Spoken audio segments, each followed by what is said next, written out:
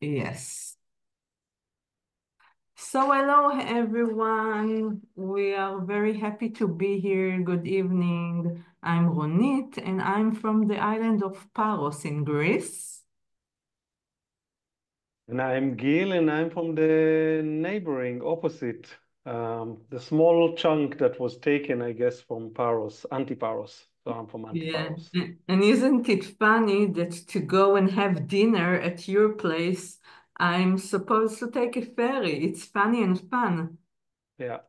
You could have swam there until a few years ago when there was some accident or something like that. But before that, yes, you could have Yeah. swam all the way. It's true. And what are we talking about tonight? The secrets Mm. and myths of longevity. It's always curious. Everyone wants to live to 100, if not Yeah. 100 or 120, 150.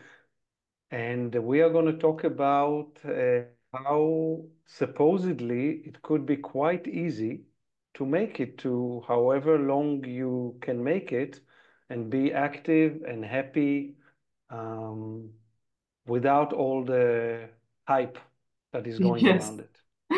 Yes, amazing. And I can't wait to ask you few questions that already people asked.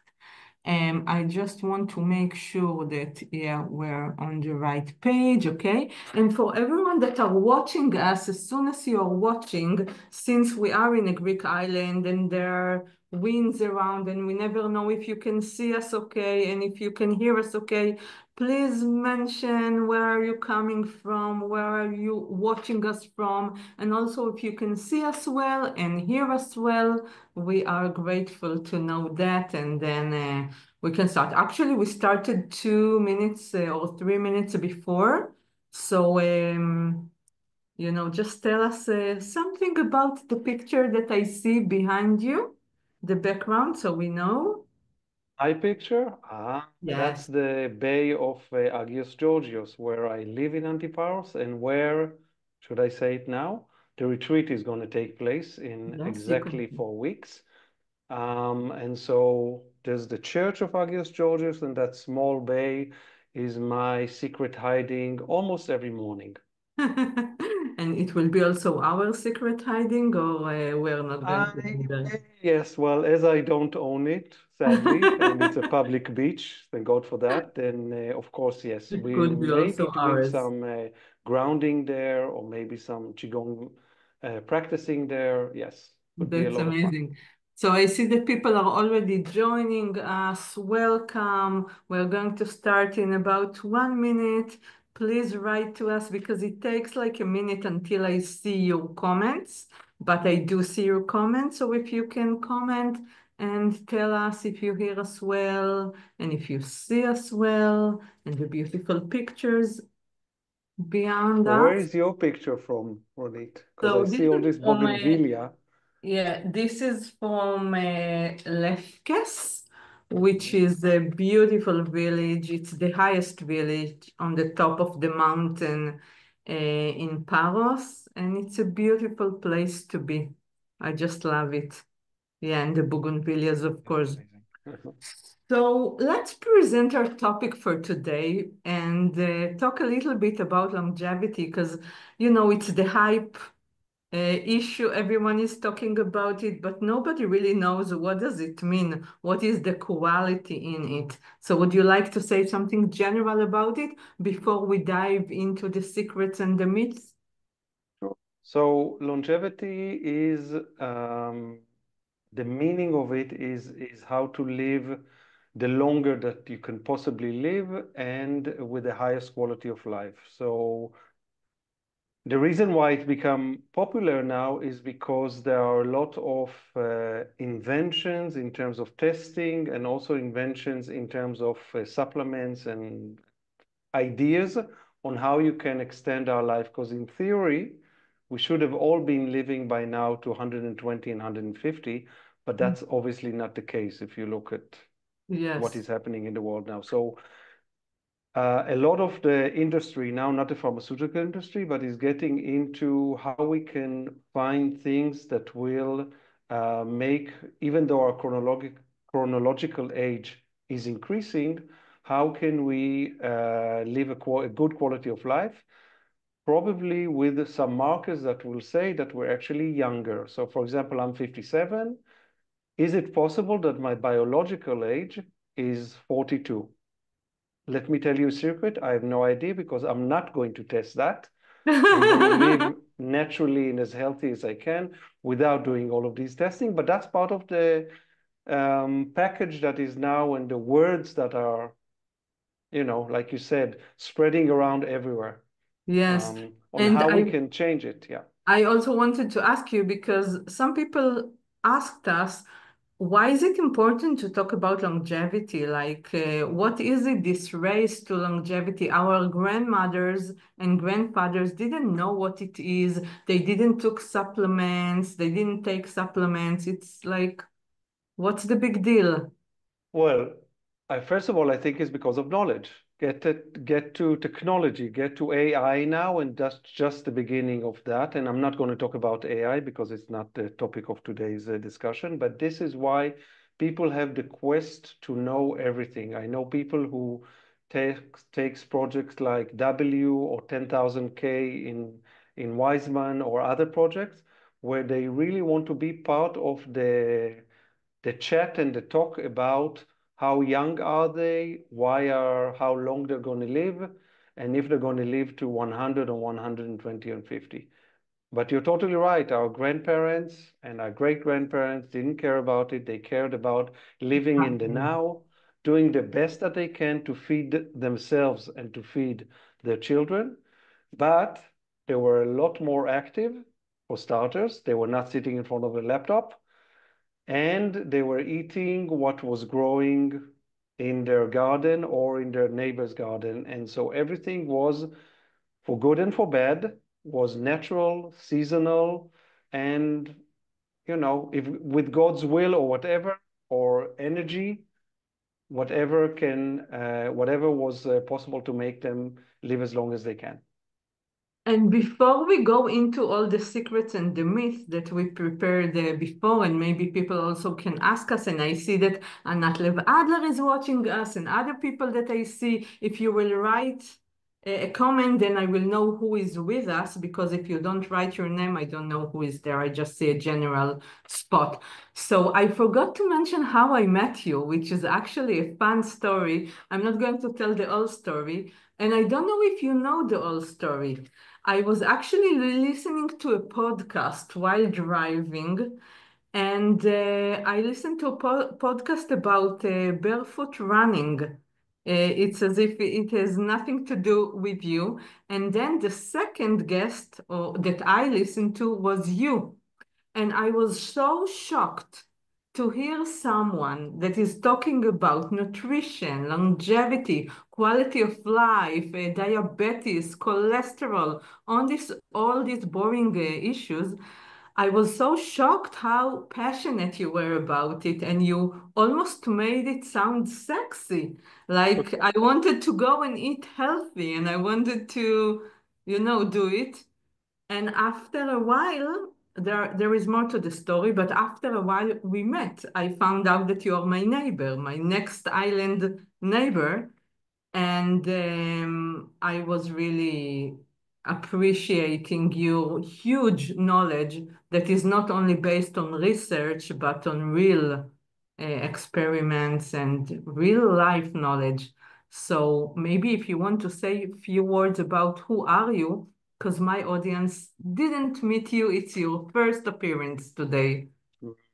So I live some of my time as Ronit's neighbor in Antiparos, some of the time back home in Tel Aviv. But in my background, I'm from Tel Aviv, married to my man, he's over there.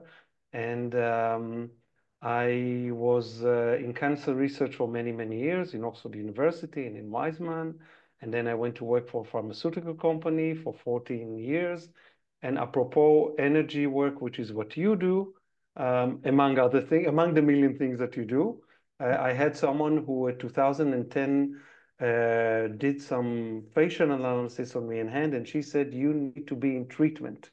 And I said, "No, come on, I'm very good with marketing, pharmaceuticals, nothing to do with me." But then in 2011, there was a call, maybe from somewhere, that said that I should quit what I'm doing. I went to South America for 4 months. I came back and started studying Chinese medicine, nutrition, then mushrooms, and then Japanese medicine and all of that. So I came through, I don't know, through the long winding road of the mysteries of the life and made it there. And funny, you mentioned the barefoot.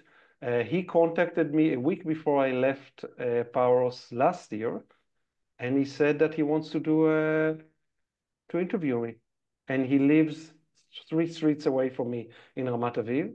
His house was partially destroyed as well, and I was like, why do you want me? I don't even do. I've seen you running barefoot on the streets of Tel Aviv. I have no idea how and why you're doing that. But he said, come over. And so I did. 3 days after I landed, I went to, and it was wonderful. It was really an out of the box experience. So you never know So who you reach thanks and to how you him. reach them. Yeah, thanks to him we met, so I thank him. And Yeah. also thanks to Anat Levadler that reminded me of you a few months Yeah, she's over ago. there. Yes, yes, yes. So let's start with the first myth that people are talking about sleep. And sleep is a big thing for many of us, especially those who are now in the Middle East. Yeah, so sleep. So a lot of people tell me that whenever I interview people, when they come for treatment, they say, "Oh, I've been sleeping 5 hours since I remember myself," or "I've been going to sleep at 2 o'clock in the morning since I remember myself." And I always say that it's okay. It's nice to know that it's since you remember yourself.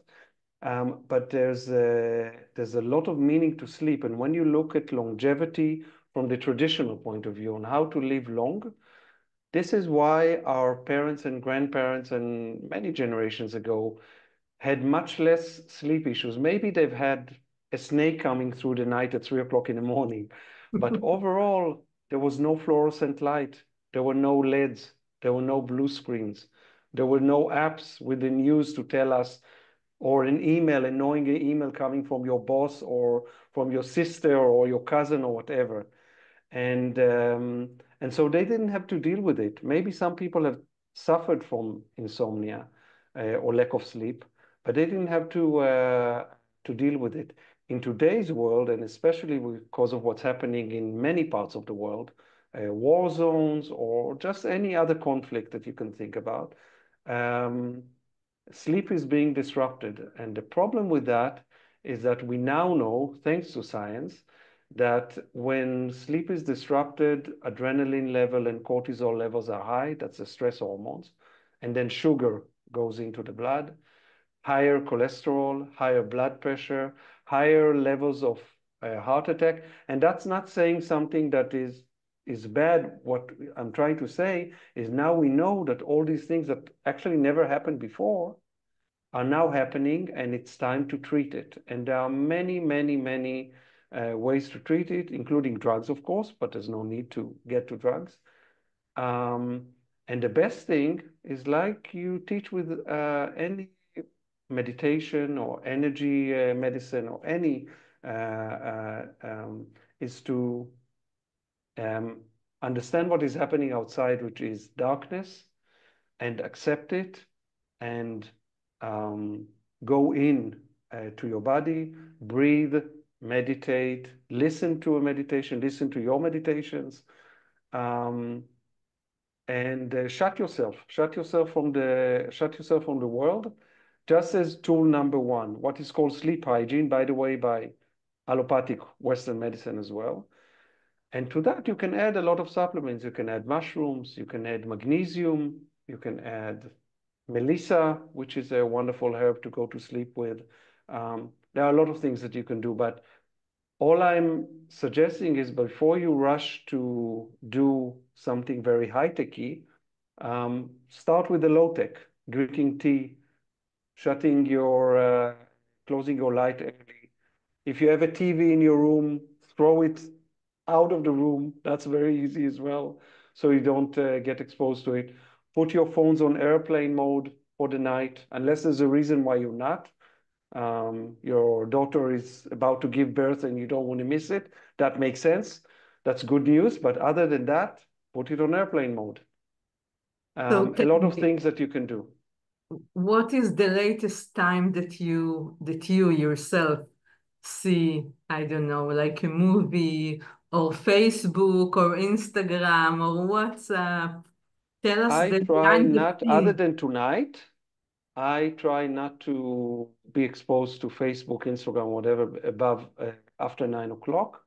And I usually try to go to sleep at 10, 11, but it wasn't always like that. Hmm. According to traditional medicines, going to sleep before midnight is almost a must because that's the time where all the internal organs are going through cleaning, some sort of cleaning.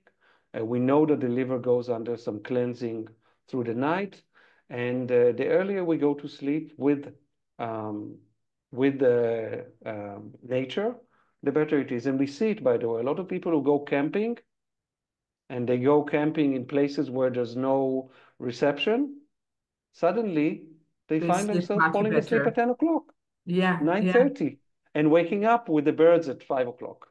It's It's wonderful. so, yeah, it's so true. Like lately, I don't know if to say in the last 5 years or only since we moved to Paros or I don't know.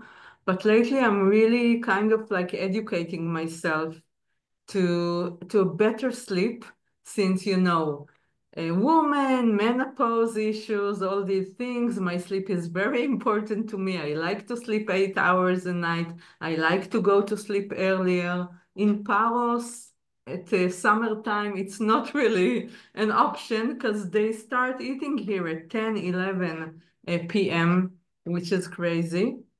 I don't join this party. I just, drink at that time. And I saw how my sleep got so much better when I followed this protocol of like preparing into a good night's sleep. And so many emotional problems and nervous system issues, and of course, physical issues can be avoided if we just let ourselves sleep. But I think that in our modern life, people are addicted to non-sleeping. They're really, really addicted to Facebook, to scrolling, to stress, to see the news just before midnight. So it's a big thing. It is, and Yeah. it's part of the adrenaline rush. We want to be on a mission all the time. So we think that, by the way, if we also read the news of what's happening now, let's say in Argentina, that would really make us part of it because we are in a global village with Facebook, with Instagram, with TikTok, with whatever. So we feel, and we're global citizens. Our grandparents were living in their small, our great grandparents were living in a small place, in their place without borders even, but that's political, geological, philosophical, whatever. And there was something wonderful about not exactly knowing right now what is happening in Texas, with all due respect. So there's something Yes. healthy about it. So, and what do you say to people that say, but I've slept like this since I was 15, 20, 25. Why should I change it now when I'm 40, 50, 60, 70? The only reason I say it is because the evidence now clearly shows that going after midnight and sleeping less hours is unhealthy. It's one of the main reasons for heart diseases, not to mention strokes and heart attacks. And I think that if people are so worried about living to 100, then that's one of the easy ways to do it now. If they've done it since they are children, the way I teach my patients is to practice over months and months, by the way, nothing to rush about, to go to sleep every day 5 minutes earlier. And soon enough, before you know it, it happens. Suddenly you see yourself, oh, I went to sleep at 11:50, midnight 50, 11:50 instead of 1 a.m. when I used to. It will take a few weeks, but I think once you're on the other side, which is on this side of the day, you will suddenly notice how amazing your sleep becomes, and how easy it is now. And you'll never understand. You'll talk about it later, maybe to your grandchildren, to say, "Oh, Yeah. I used to go to sleep at 2 a.m., but now I this." There are, by the way, a very, very small subset of people, according to Chinese medicine, that are the liver hours are 1 to 3 o'clock in the morning, and that's the peak time for them for creativity. Usually writers, artists, but that's for a very small percentage of people who will swear by the fact that the only time they can sit and write something is 1 to 3 o'clock in the morning. And that's a Um, different story. yeah, I can Not relate to for it. not for today's. Yeah, not for today. Let's go to myth number two. Okay, which is eating according to the seasons, which is also, our grandparents and great-grandparents, they didn't have to think about it because what they had in the garden, they ate. But now we have everything frozen and in the refrigerators. So what is it about? And also the title, one of the titles or subtitles of the retreat that you're going to do in Antiparos in October is about eating according to the season. And I'm curious about that. I'm not sure that I'm eating really according to the season. So, Okay, so I will talk 2 seconds about the seasons, and then I will talk about the relevant in the retreat, which is exactly made for that. Um, Again, like you said, our ancestors were eating according to the seasons. And by the way, if there was no rain or there were no ingredients or whatever, or the soil wasn't fertile enough, tough life, that's what it is what it is. Our main problem now is that in all the supermarkets in Alphavita and whichever you mention locally here, we get produce from all over the world. And that means that at least you and I, for example, are in the border of the generations that have known what was supposed to be a summer fruit. For example, having grapes or having watermelon only in July, let's say July to September maximum. I remember my mother saying that in September or October, if you have a watermelon, it's usually very flowery, yeah, kimchi, and you Kema. should throw it away. Nowadays, you get a watermelon in December or January because it comes from South Africa or Peru. Or we get grapes. Grapes are a typical summer fruit, but you can get it now in Tel Aviv in January, and then people start eating it. So the younger generation, children, teenagers, and even the 20s, 30s, they have no idea what grows when and why. But why is it And important? Like, so why is it important? Because nature is much smarter than all of us.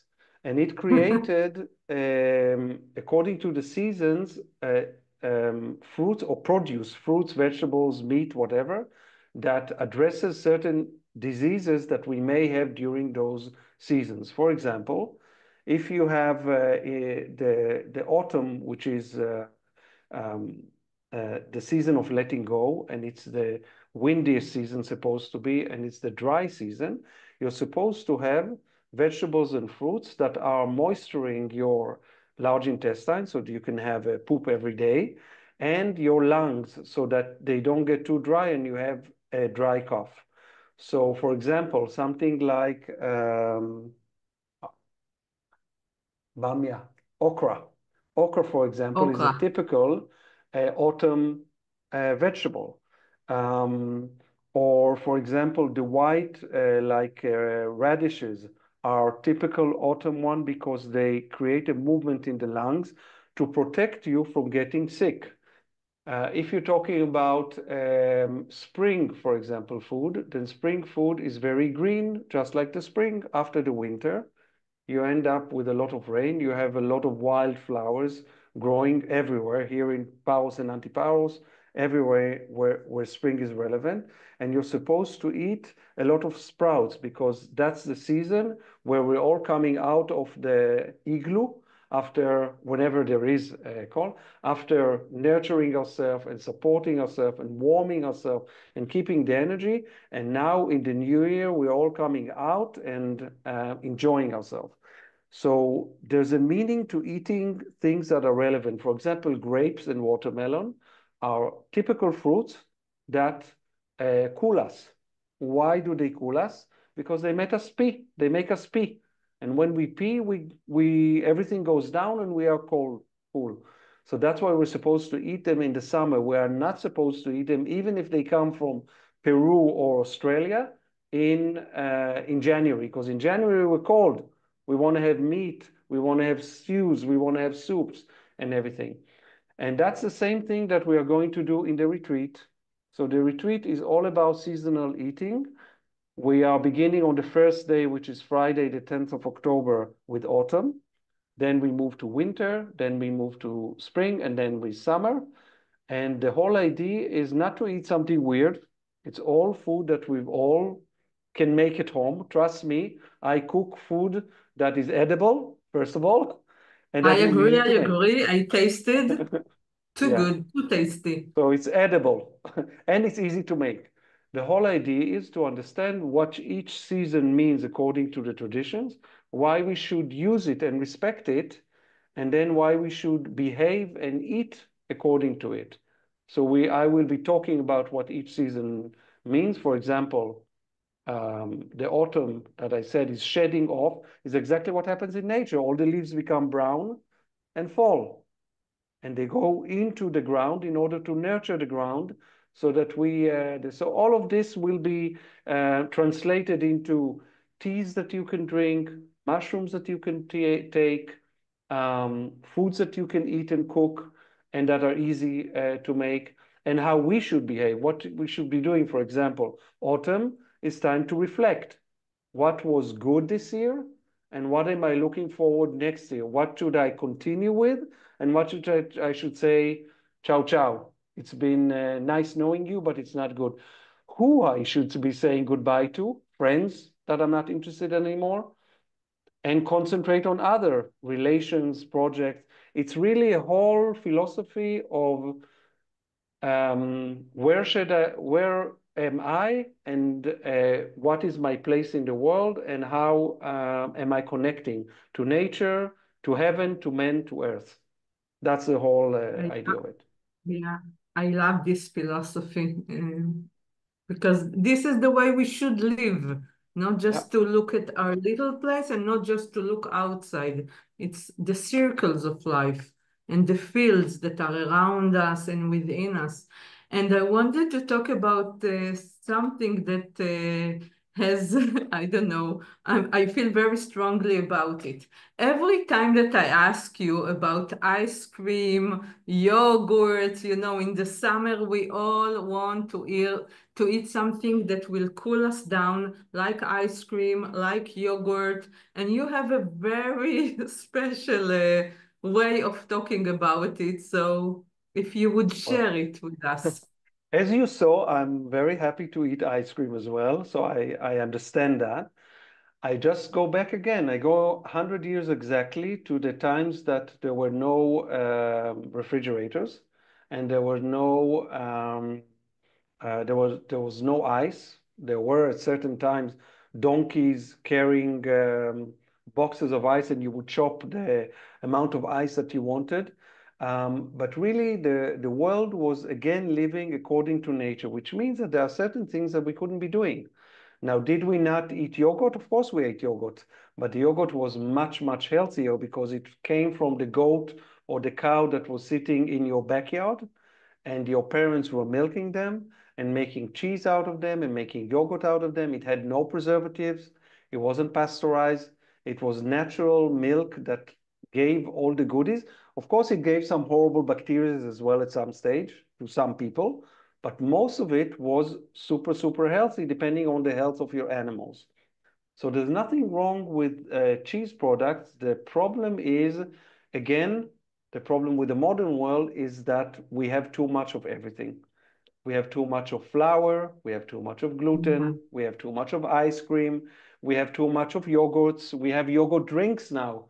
with the protein in them because everyone just wants to have it quick and easy and nutritious, and that's it. And they never read the label. We'll So talk in a minute, we'll talk about this protein that you feel very strongly, but I want to emphasize another thing.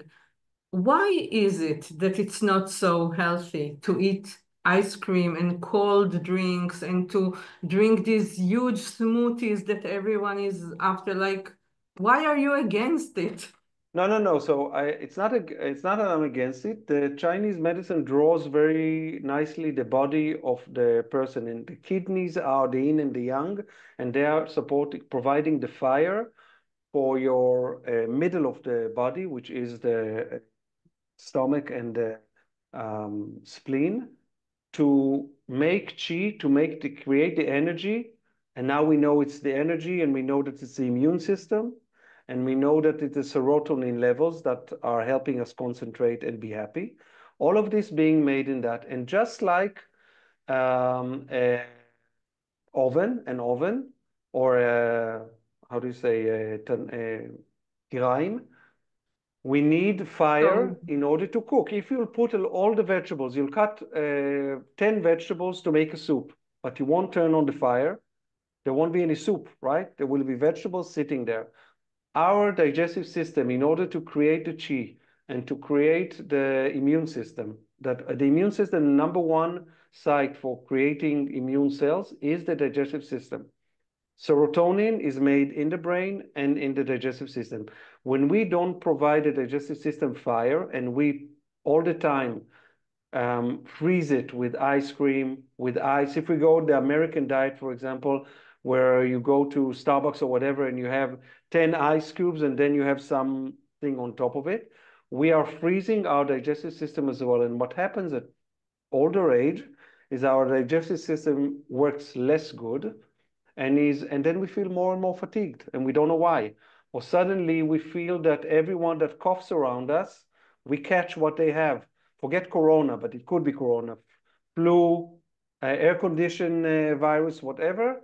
We catch it all the time. It's because our digestive system is unable to support all the things because we are cooling it all the time. So once in a while, and especially on a very hot and humid day, it's wonderful to have an ice cream, but you can have a scoop of ice cream instead of having half a kilo of ice cream and whipped cream on it. yeah, yeah, yeah. I Siga keep, siga, if we'll do it in Greek, but siga siga is slowly, slowly, but I mean a little bit, me'at me'at, just a legally. little bit of everything. We would not have any disease if we all ate in moderation. A little bit of sun, a little bit of this, a little bit of that, a little bit of alcohol, a little bit of everything, our life would be balanced. The problem And is that we have a lot of everything. you also told me when I was complaining that in order to cool myself, I don't know what to eat. You told me to drink green tea, Yeah. that this So is cooling. if you go to China, or if you go to Japan, China, Taiwan, Korea, whatever, you'll see even small children going with the little bottles with green tea in the summer, because green tea, according to Chinese medicine in the herbology, is drying and cooling. So for many people, especially in the Europe, let's say America, people think, oh, tea I only drink when I'm sick or when it's very cold. Then I drink tea to warm myself up with cinnamon or whatever. But green tea is drying and cooling per se. That's what it does in our body. Forget the amazing other things that green tea has. Mm. And I think that when you make it for the summer, let's say it's 35 degrees in Paros and it's too hot, you don't make it boiling. You boil it a little bit, you let the amazing ingredients cool, and then you add some cold water, and then you have something in room temperature that you can drink. But not having ice is we're an automatic. It's like we must have ice, otherwise it's not cooling. Yes, yes, it's like you're changing walks of life. So now we need to think the opposite of what we were taught as kids. If we are hot, we need to drink cold water, cold watermelon, cold vegetables, cold fruits. And Part it's of it amazing. comes from where it is, because if you put a watermelon, let's say here, you'll buy a watermelon in the supermarket, but you won't put it in the fridge. After 2 days, it'll be rotten. So Yes. part of it is because cooling does preserve it for longer, but it means that we're eating cold square, like we are cold baribua. So we're Yes. eating it, we're cooling it doubly, and that's not the only thing, because all the vegetables are taking out, the yogurt is taking out. We are freezing ourselves from inside, and then some people see it. For example, they have a lot of issues with their stomach. Yes, yes, this is totally correct. And would you like to speak a little bit about the protein bars that you love and adore so much? Yes, you can follow me on Instagram on IMG Gilby or on Dr. Guilty CM. I'm one of the um, anti-advocates for the protein revolution. We have to remember that the food industry doesn't care about our health. They care about selling and making money. And they have understood that a lot of people, that we are very busy people and we have no time to cook and we have no time to eat breakfast. So they have created protein bars, protein yogurts, protein milk, protein bread I've seen now as well, of course, protein frozen food and everything, where they put powder of whey protein, which is coming from whey or from pea or whatever, in order to add to it. Now, in theory, you could say, well, what's wrong with that? I need protein, give me protein. That's true, but there's a difference. If you are now an athlete and you needed to eat lunch and to have a lot of protein, you would cook food, fish, or you would make chicken, you would cut each slice, you would be chewing it. All your digestive system, which begins here, will work, and the entire digestive system will be working. When you take a small bottle of 30 grams of Oreo cookies flavored protein shake, well, first of all, that has out of 10 ingredients, 7 of the ingredients are different types of sugars. That's the first thing. Second thing, you have 30 grams of protein there that are in such a small liquid, and there's no digestion. You take it and you have it like a shot. So your digestive system is getting in 30 seconds, 30 grams of protein, tons of sugar, and milk or milk alternatives without any digestion, without any use of the body's thing, and it's cold. Any So all process. of this is quite dangerous. Of course, you don't see the results of it now. You see more diabetics and more obesity. I looked yesterday on the beach and I counted, and 70% of the men, not the women actually, 70% of the men were severely obese. I'm not talking about people who could improve their body structure, severely obese, way Mm, over. I don't know if they were Greeks or not, it doesn't really matter. They were here on the beach, and I was shocked to see, we're talking about 70. So that's the pandemic. It's not yeah. COVID, And it's tell me, obesity. what about vegan people, like who doesn't eat protein from animals? A lot of vegan, people are saying, but we love protein, different kind of protein because, it doesn't hurt animals. And how can vegan people support themselves and their protein? So there are a lot of vegan people who, until 10 years ago, when they haven't invented protein bars, were surviving well. I always give Novak Djokovic as my number one example because he was the number one tennis player in the world for, I don't know, 10 years almost, and he's vegan for 25 years. Um, Lentils, legumes, that's what you eat. They have about 30 grams of protein, between 25 and 35. Soya, tofu, edamame, uh, chickpeas, you name it. They're all peas. Peas are great. That's why you make, for vegans, you don't make whey because that comes from milk. You make shakes with pea protein because peas has about 30 grams. So you can live very healthy if you're a vegan. The main problem for vegans is that they have a very, monoton. Many of the young vegans now, they don't hurt bees and they don't steal eggs from the chicken, but they eat Mhm. they eat a lot of crackers, a lot of cereals, a lot of junk food that is okay. It's with no animal, but it's not very healthy. And I have already quite a few diabetics vegan. So you think vegans are be healthy and they no, Yeah, because a vegan lot is of the not vegan products, necessarily, yeah, it's not necessarily healthy, but there are groups of in Facebook also of healthy vegans and yeah, and they work yeah, hard no, because they sprout and they, yeah. you know, they live the vegan life, and that's great. But most of them are not. Most of them are young, conscious vegans, which is great, but they live on protein powders. Hmm. Okay, that's interesting. Um,